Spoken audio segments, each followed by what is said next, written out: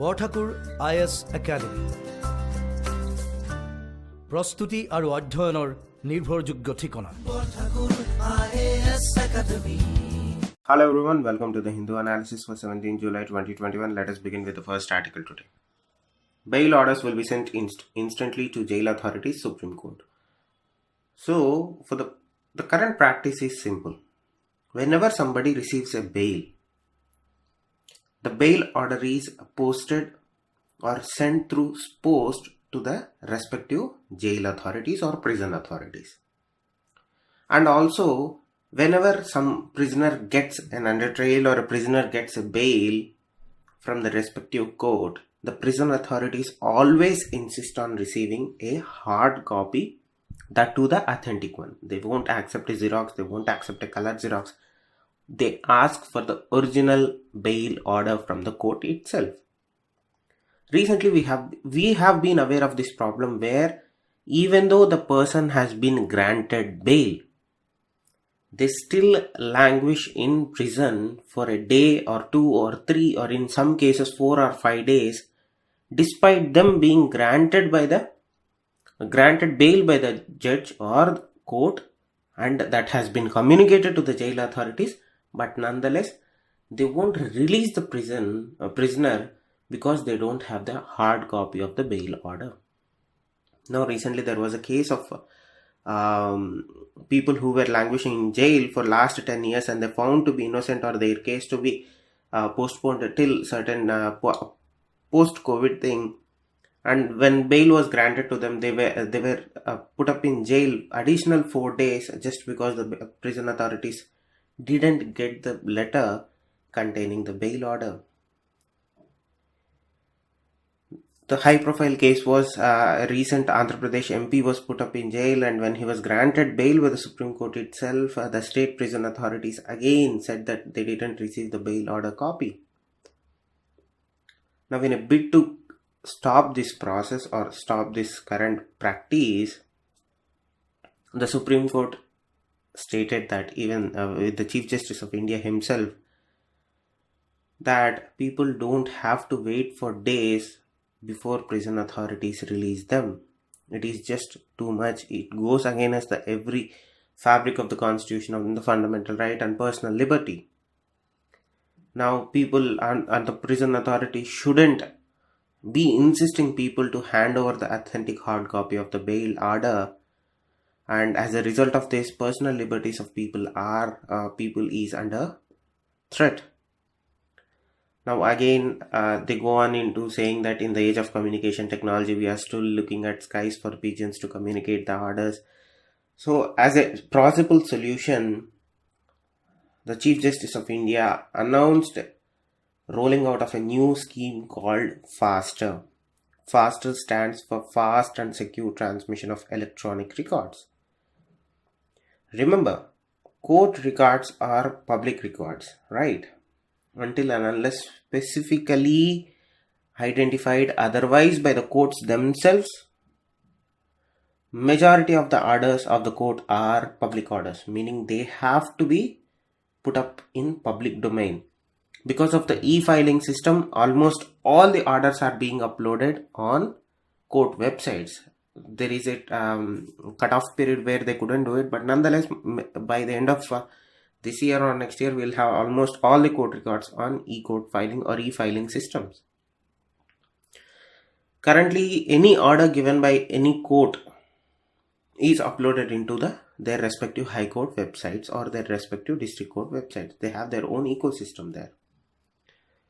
But nonetheless, this ability to adopt electronic record mechanisms or to prevent such delays happening in either the prison side of the equation or at the judiciary side of the equation ensures that person's liberty or people don't suffer because of the procedural delays.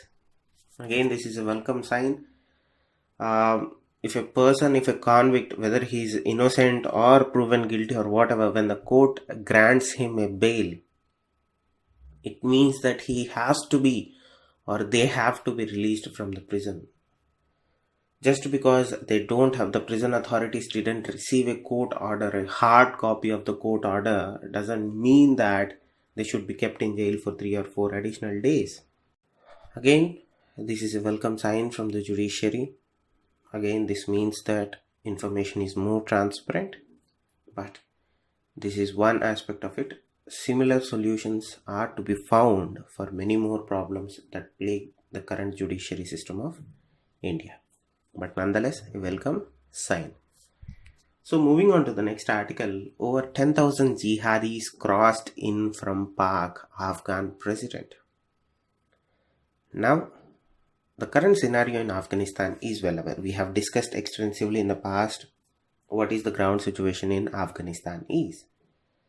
Now, the Afghan president himself, Ashraf Ghani, has pointed out that Pakistan is directly helping terrorists, that is the Taliban jihadis in Afghanistan. In a speech that was so vocal of his opposition of the ground situation in Afghanistan, he said that more than 10,000 jihadi fighters had entered Afghanistan in the last month alone, according to their own intelligence reports from the Pakistani side. Now he was speaking at the conference where our external affairs minister was also there, where he also made a speech critical of both the Chinese, the Pakistanis, regarding the transit agreement that they are making with Uzbekistan and other countries in the area.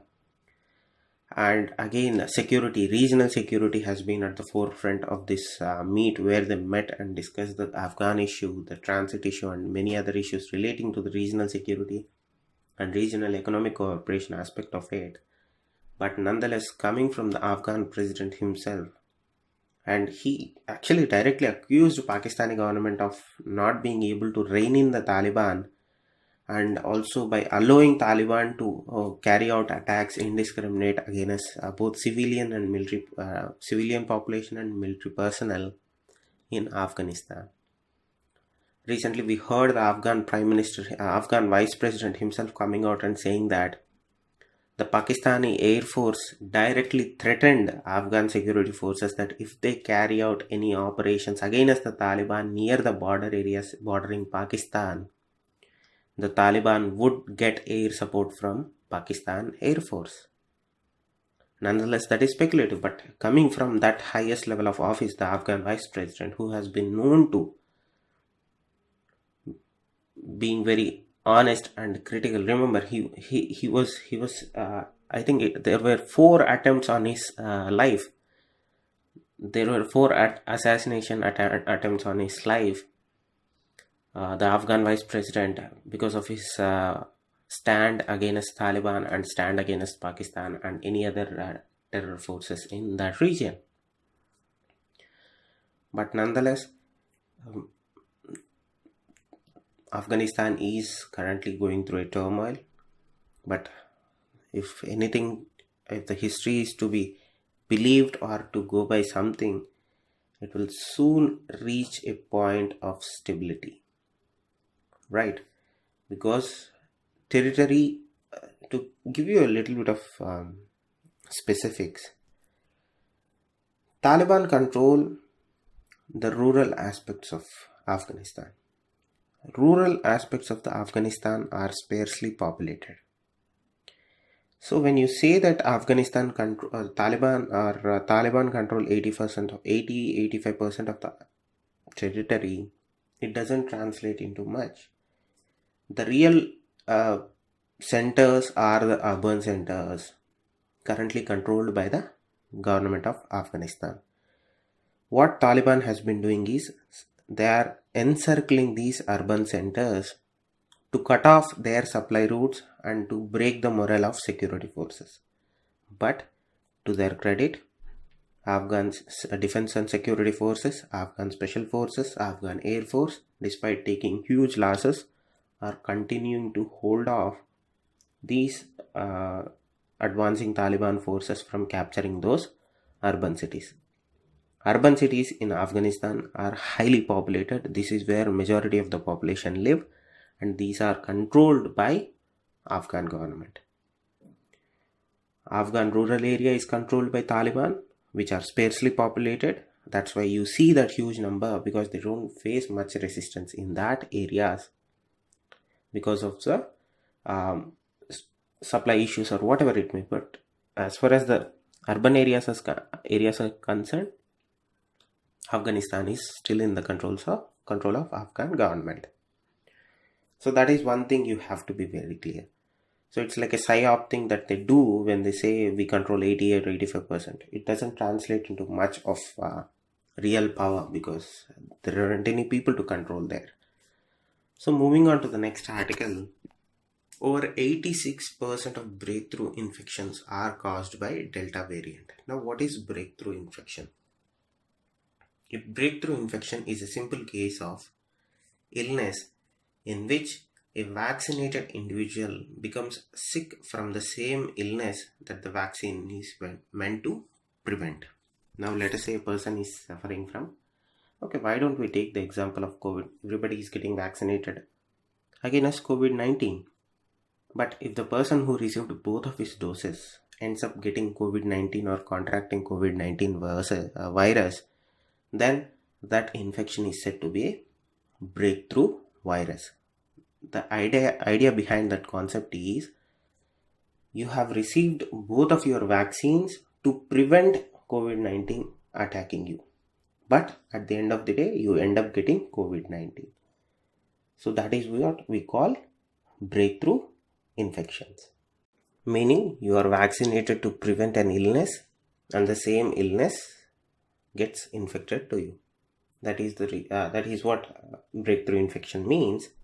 And it seems that a study conducted by ICMR, where they collected 677 clinical samples from individuals who have been partially or fully vaccinated but nonetheless ended up contracting COVID-19 infection, indicates that a majority of those cases where they did the study, out of which 86% of the patients or the samples tested positive for Delta variant, or the breakthrough infection in those samples was a result of Delta variant of SARS-CoV-2 virus. Now, this is indicative of what the scientists have been saying. Even the ICMR was saying the same thing, that Delta variant, or one of the biggest concerns in regards to Delta variant or the Delta plus variant, is their ability to escape COVID-19 vaccination. Their immunogenicity was being questioned. Vaccines' immunogenicity was being questioned. Their ability to defend against Delta variant or the Delta plus variant is what worried many of the scientists when we were talking about large-scale vaccination. Studies are currently stating that both Covishield and Covaxin are effective against Delta variant, but we are seeing a new trend of new cases where people who have been vaccinated either by 1 dose or 2 doses, whatever the vaccine may be, whether it may be the Pfizer vaccine, Moderna vaccine, Janssen vaccine from Johnson & Johnson, or Covishield, Covaxin, or whatever you take, it seems that the Delta variant is proving to be difficult to contain. Meaning, even though they were vaccinated either by a single dose or a double dose, which was supposed to give them either 60 to 80% of protection from contracting the virus itself, nonetheless they are ending up getting infected. Now, Delta is not the only variant of concern. You have Kappa, which we are seeing a resurgence in some South America's country, that is Peru and those areas, Argentina, Brazil. We are seeing a little bit of Kappa variant raging through that part of our world. And in England, we have the Delta variant again running through its course. In India, we are again feeling the burnt of the Delta variant. And recently, we conducted a study, or ICMR conducted a study stating that only 1% of all variants of infection that they have conducted genome sequencing, only 1% was of Delta plus variant. At this point of time, it is not a variant of concern as much as the Delta variant is. So nonetheless, whatever the situation may look like, we are not still out of the woods in terms of COVID-19. Few days back, the American government announced that they are bringing back the mask mandate, meaning everybody should be wearing masks again indoors. You have the UK government at one hand saying that they are going to open up UK fully. On the other hand, you have cases going up in a daily basis. And coming to the local example, India, we are seeing a number of cases increase in Maharashtra, which was the epicenter of second wave of COVID-19. Then we are seeing the similar case in Kerala. We are seeing the similar case in Delhi too. So that is the issue with the breakthrough infections because of Delta variant in vaccinated people. Again, a lot of research has to be done to attest to this, but nonetheless, this is a sign that the Delta variant is escaping the immunity given by COVID vaccines that are currently being administered in India, which is a sign of worry. But nonetheless, again, the sample size is small, but nonetheless, it is a sign of concern. Now, moving on to the next article, Center working on specifics to bring Moderna vaccine. Now, what is the biggest hurdle when the foreign vaccines are to be imported? The one seems to be that of the indemnity clause, where the companies are saying that we have certain concerns regarding your supply chain side of issues. Now, if anything to go by, the central government is saying that they are working on specifics to bring in the Moderna vaccine. As far as what are the specifics, we don't know. See, from the outside of view, we know that one of the issues is the indemnity clause. The second, whatever the price issue might be one of those things, but we are not going to speculate as to what it is. But nonetheless, we are still negotiating with vaccine manufacturers.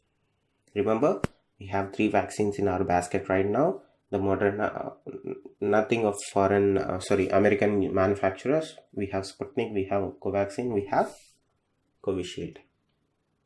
Now, more vaccines would be beneficial to India? Yeah, absolutely yes. The mix, the diverse the vaccine pattern, the better protection it offers.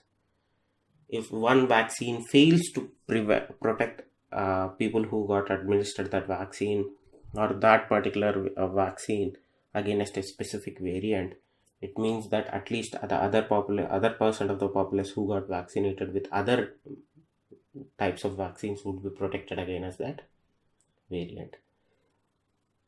The Western case example is the case of some Middle Eastern countries where they vaccinated 100% of their population with the Sinovac and Sinopharm, the Chinese vaccines.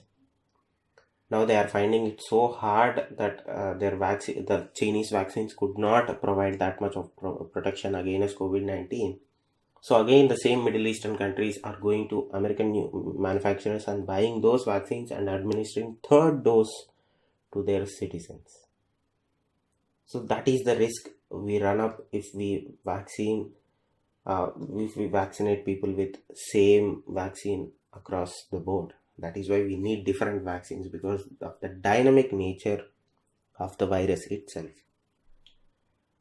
So the second aspect of it is we are so worried and so set our sights on fighting COVID-19. A question rose as to, are we forgetting other vaccination drives, particularly targeting vulnerable children against polio, against any measles, against chickenpox, against other spectrum of diseases that India struggles with yearly. Now to this, the central government stated that they have formulated a new national guideline to safely continue immunization services during COVID-19. This includes immunization drive against polio and any other supplementary immunization activities.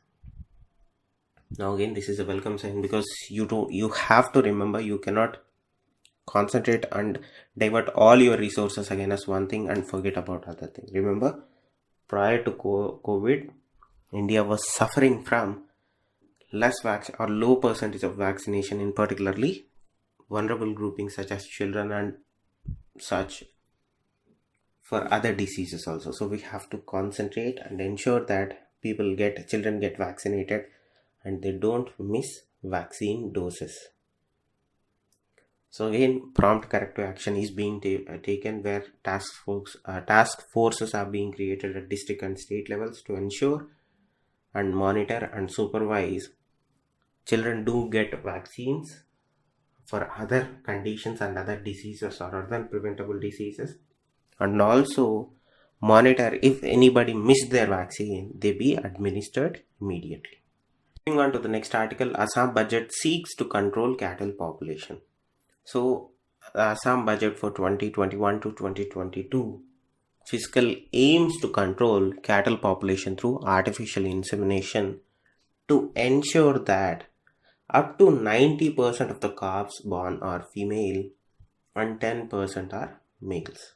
Now, this proposal is in lieu with the Assam Cattle Protection Bill, which again seeks to ban transportation of cattle, sale of beef, and again this proposal talks for where they are willing to cover 50,000 cattle and buffaloes with around 1.2 lakh to 5 lakh doses of sex sorted frozen semen that would be sourced from genetically superior bulls, and they are allocating 100 crore to this project under the new budget in Assam.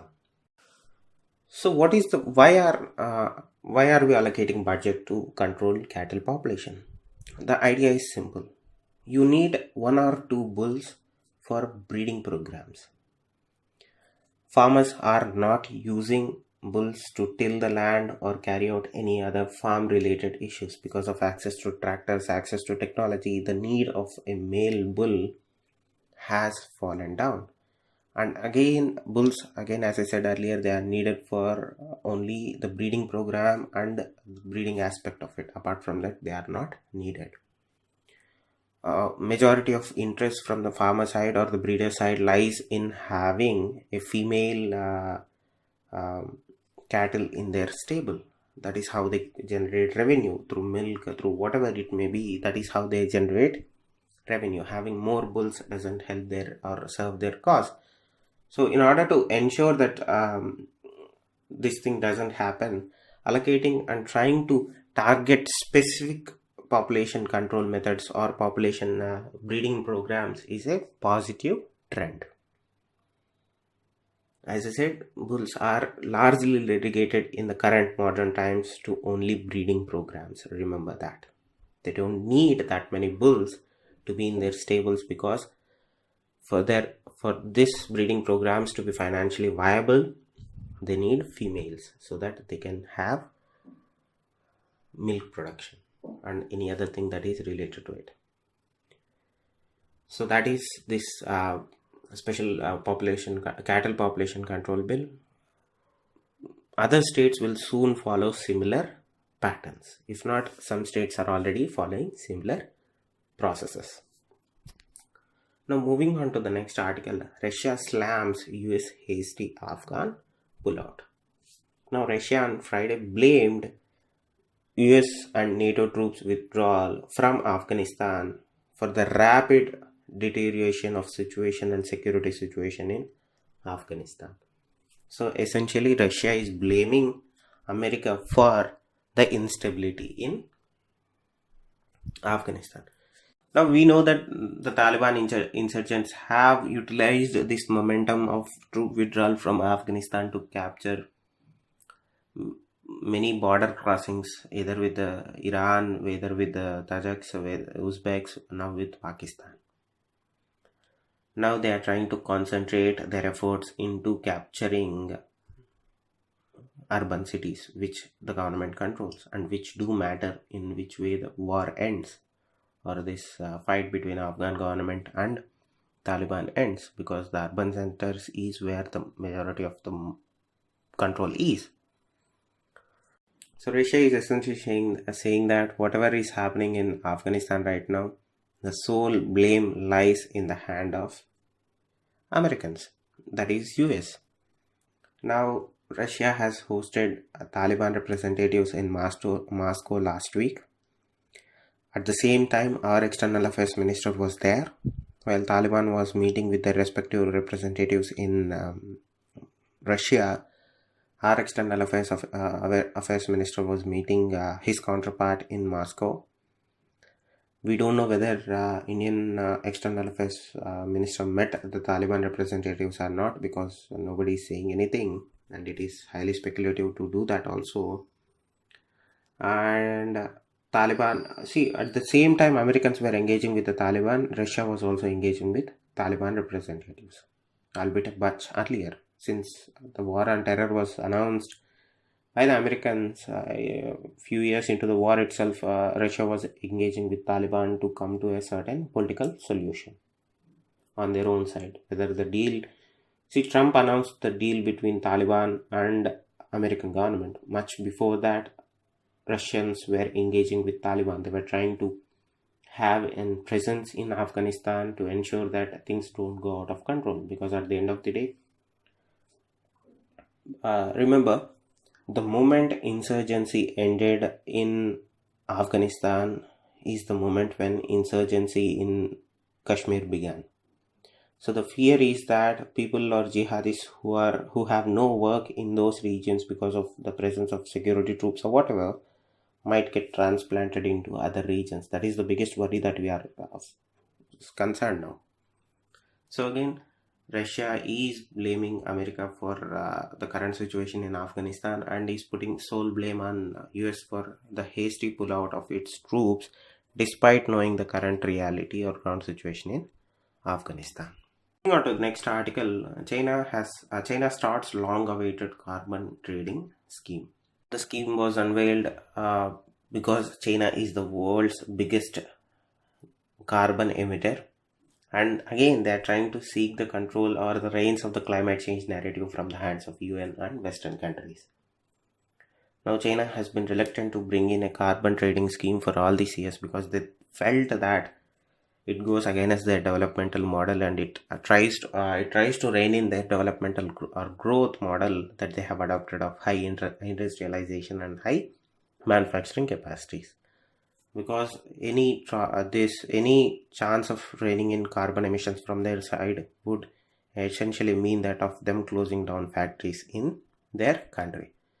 Now, in a bid to pull off some heat from them, the Chinese are trying to bring in this carbon trading mechanism.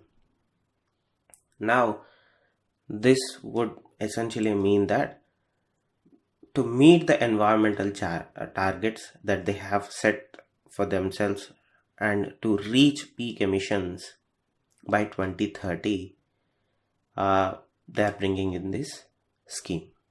Now they want a carbon neutrality, or they want to achieve carbon neutrality from their own standards, from the Chinese standards, not the international ones, by the year 2060. Remember, whenever the climate change topic came up at international forums, China has been pushing back against those norms because they at core of the discussion felt that it was detrimental to their own growth, right? When you talk about cutting down your carbon, it means that your manufacturing sector is going to take a hit. Directly, your economy is going to take a hit. Now, at a time when there has been a large discourse on how the climate change problem should be tackled, China is coming out with its own interpretation, with its own standard to fight climate change in the world. Moving on to the next article, India's June oil imports hit their lowest in 9 months. So India's crude oil imports in June fell to their lowest in 9 months. Now this is attributed to, so simply demand was muted because of the lockdowns of second wave, and there has been much movement because of the subsequent lockdowns that happened across India. And we are also seeing a case where the fuel prices are high because of the global position or the global situation in terms of output of crude oil in the world. And we know how that thing is going in terms of the discussions or negotiations between OPEC and other oil producing countries in the world. But nonetheless, we are at a point of time where the higher fuel prices are impacting households financially. There is a noticeable burden on household incomes due to high fuel prices. But nonetheless, India's oil imports have been lowest in 9 months because of muted demand in April. Thank you. Stay safe. Namaste. Borthakur IS academy প্ৰস্তুতি আৰু অধ্যয়নৰ নিৰ্ভৰযোগ্য ঠিকনা Borthakur IAS Academy